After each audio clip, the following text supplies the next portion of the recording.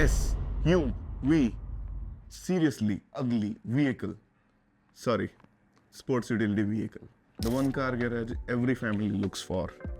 The car that seems to do everything. They do it all daily. One of the most popular body types to be sold in today's markets. These hulking vehicles seem to be dominating the automotive market lately. But where did it all begin? The history of SUVs goes all the way back to early 1900s. Across the world, we saw four-wheel drive off-road vehicles emerging to serve the military, transporting cargo, and some highly off-road capable station wagons carrying people across bogs and deserts. These rugged vehicles were purpose-built tools to tackle diverse terrains, but they were not what you and I would call civilized. These machines were hugely capable, but they weren't very civilized. These are the exact words of Leslie Kendall, the chief historian at Peterson Automotive Museum, California. We witnessed the legendary silhouettes that successfully waded through wars and evolved to become what we see today as automotive legends like the Geländewagen or G-Wagon, Land Rover Defender, Toyota Land Cruiser, Jeep Wrangler, Mahindra Thar, and many more.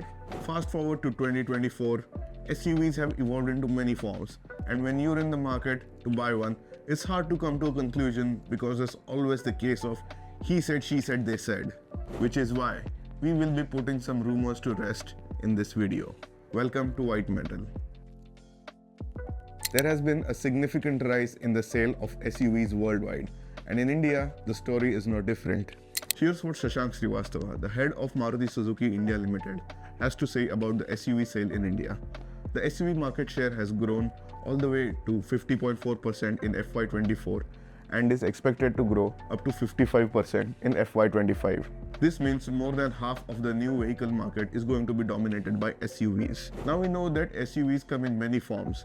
We have full-sized SUVs, luxury SUVs, compact SUVs, performance SUVs, micro SUVs, crossover SUVs or CUVs, or mini SUVs to name a few. Some SUVs are called trucks because they are based on the chassis of a light-duty truck, which is where we come to this common misconception. Number 1.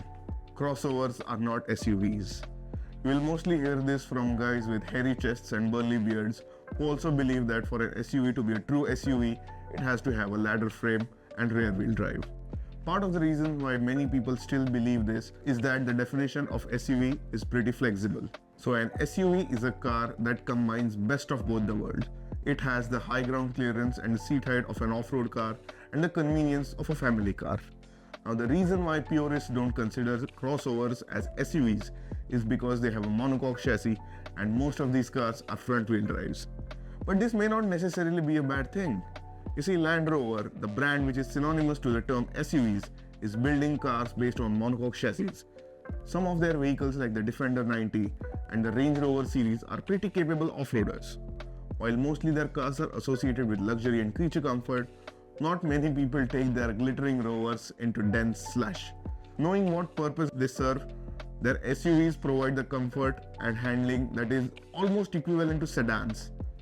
So when you're out to buy an SUV, it's absolutely pivotal to figure out what purpose the car will be serving. In India, where the roads are, well, like this, buying a crossover makes perfect sense. They're perfectly capable of tackling bad roads while providing amazing value for money, ample boot space, and decent performance. But leave the serious off-roading to the purpose-built off-roaders. Number 2. SUVs are go-anywhere vehicles. Contrary to what I just said, you also need to know that not every SUV is a go-anywhere car, despite what marketing says. Most crossovers, compact SUVs, performance SUVs, and some luxury SUVs are advertised as adventure-ready. But if you plan to take these to explore unknown trails, you may never know when the going might get tougher. Some of these cars have impressive electronic trickery to deal with certain types of terrains, but it's best to avoid taking such cars on serious off-roading trails. Some obstacles look deceptively simple until they render either of the wheels in the air or struggling for traction, or a seemingly shallow puddle of murky water that can get suddenly and seriously deep. Unless you have the proper off-roading kit like high lift jack, winch, low range gearbox, sand rails, or a snorkel breathable for recovery, it's best to avoid unknown trails without backup. And yes, you may have heard this a lot. Number 3. All SUVs are built like tanks. Yes, SUVs look butch. Yes, they're big and intimidating. And like Jeremy Clarkson says, see, if you're in a hatchback or a saloon and you see an SUV which is much larger coming towards you, you think, if we have an accident, I'm going to come off worse, so I'd better have one too. They're like nuclear weapons. Now this is a big concern. You see, history is filled with SUVs that have miserably failed in crash tests. As you can see, some of these burly SUVs are ladder frame. While some of these have 3-star ratings, the reports show that their structural integrity is poor, meaning that having cutting-edge technology alone is not going to ensure the driver and passenger safety. A lot depends on other factors like crumple zone, material, design, integrity of A, B and C pillars, and many others.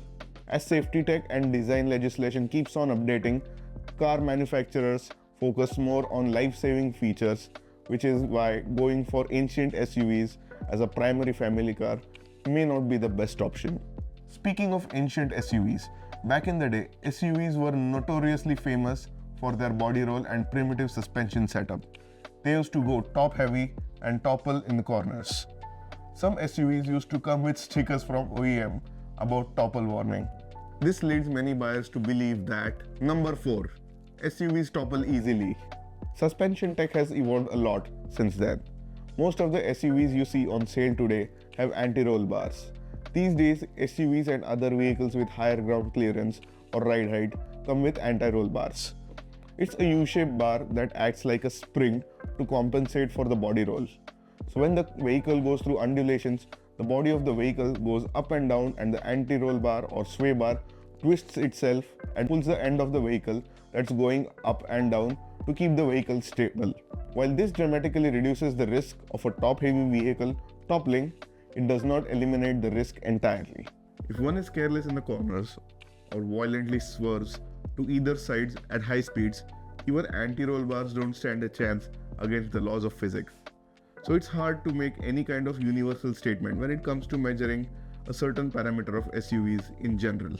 The further categorization of SUVs is so diverse that you have an SUV in the market for virtually every purpose, from off-roading to track racing and even rallying. Which brings us to the next elephant in the room. Number 5. Big engine equals more power equals more speed. Depending upon the purpose of the SUV, the engine is designed to serve a certain purpose. While the generic idea of more displacement for more power is somewhat true, the same cannot be said in today's context. A lot depends on the configuration of the engine. Is it naturally aspirated, over square, under square, and much more. On one hand, we have full-sized SUVs like the Toyota Fortuner with a 3000cc engine producing around 170 HP, and on the other, we have SUVs like Hyundai Creta pumping out 160 HP from a 1500cc engine, which has half the displacement than what the Toyota Fortuner has. That's because these engines serve a completely different purpose. When a bigger engine churns out less horsepower, it is running stress-free for most of the time, which makes it ideal for chugging along as long as it empties its fuel tank, with less to no fatigue. While a small turbocharged engine pumping out more horsepower is running under considerably more stress.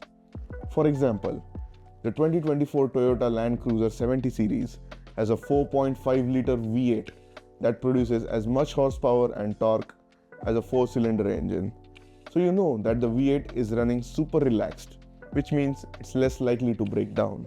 To conclude, SUVs come in many avatars. We suggest you to not come under any type of peer pressure or fall prey to marketing schemes and buy the vehicle which may not suit your driving needs. Take all the time in the world to decide what your driving style is going to be and make an informed decision. We hope we were able to put some rumors to rest and you have a clearer picture of SUVs. One last thing. Do you think I should make a video on how manufacturers use marketing tricks to target SUV lovers? Let me know in the comments below. Thank you all for tuning to White Metal. If you liked the video, please hit the like button. Do subscribe for more such videos, and if you're a petrolhead like us, feel free to look at our merch. Drive safe, fasten your seatbelts, and switch to low beam in cities as you enjoy clocking kilometers. See you in the next video. Ciao.